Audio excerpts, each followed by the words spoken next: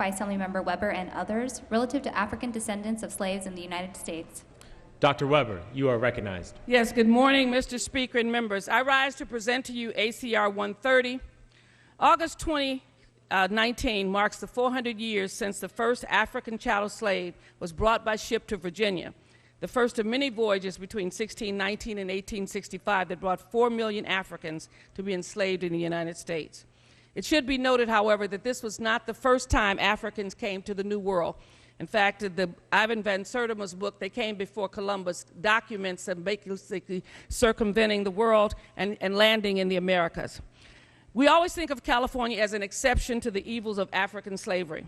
While California entered the Union in 1850 as a free state where slavery was nominally illegal and sided with the Union during the Civil War, there were about 2,200 black slaves in the state by 1852, many brought by Southerners who were lured to California by the gold rush. In the early 1850s, the California legislature and the judiciary constructed a web of statutes and legal rulings that undercut enslaved people's claim to freedom and committed the state government to compelling slave obedience. We allowed fugitive slaves to be returned to their owners. The California legislature even fought to prevent free blacks from immigrating or living in California. California's government perpetuated, condoned, and profited from practices that brutalized and disadvantaged Africans in America and their descendants, including sharecropping, convict leasing, Jim Crow laws, redlining, unequal education, and the disproportionate treatment at the hands of the criminal justice system.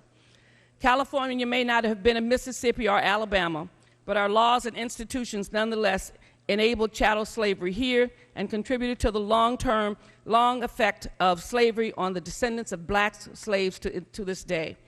Our ancestors were brought here involuntarily to provide free labor, but even long after emancipation, California laws, customs, and political ideologies worked and still work to impede our full integration into the economic, legal, and political life of the state. The facts are that blacks are still underpaid, underemployed, undereducated, over-policed, and overrepresented in prisons and jails. I bring this resolution forward because it is necessary to have an open discussion about what practical steps we need to implement reparations. Reparations is not a handout. Reparations are about acknowledging the great wrong California engaged in by enabling illegal slavery to continue in the state, by refusing to provide asylum for fugitive slaves, for passing laws that would prevent freed slaves from living here, and for passing laws that perpetuated the injustices of slavery after it had been abolished. This topic has long been studied extensively, and clearly renouncing slavery and inequality is no longer sufficient. Action is required to rectify this injustice. Reparations are a practical remedy for the acute economic, legal, political, and educational injustices resulting from slavery while experienced by black descendants of slaves to this day. This bill is a priority bill and is supported by all members of the California Legislative Black Caucus, and I respectfully ask for your aye vote. Thank you, Dr. Weber.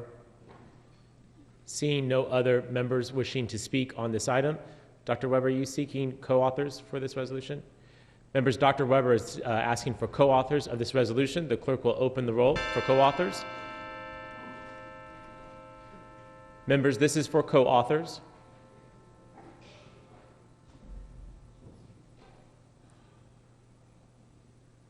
This is for co-authors on ACR 130. The clerk will close the roll. There are 56 co-authors.